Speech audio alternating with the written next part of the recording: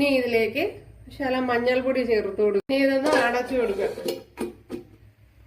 അപ്പോൾ ഇവിടെ ഫ്രൈ ആയിട്ടുണ്ട്. ഇവിടെ തേങ്ങ ഫ്രൈ ആയിട്ടുണ്ട്. ഇപ്പോൾ ഞാൻ തീ ഓഫ് ചെയ്ത് കൊടുത്തിട്ടുണ്ട്. ഉണ്ടല്ലേ,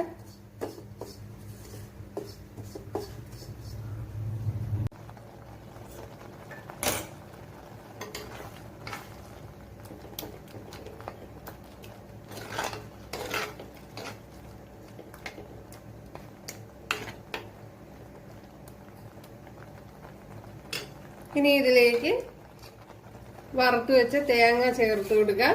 അപ്പോൾ ഇത് ചെയ്യുമ്പോൾ ശ്രദ്ധിക്കാനുള്ളത്, പിന്നെ ഇത്തിരി ലൂസായി പോകരുത്. അതുകൊണ്ട് വെള്ളമൊക്കെ നല്ലപോലെ ശ്രദ്ധിച്ച് വേണം ചേർത്ത് കൊടുക്കുക. ശർക്കര പാനി ഉണ്ടാക്കുമ്പോഴും അങ്ങനെ തന്നെ.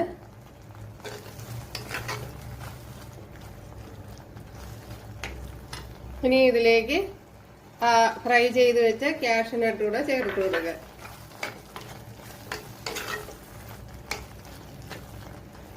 ഇനി നമുക്ക് തീ ഓഫ് ചെയ്ത് കൊടുക്കാം.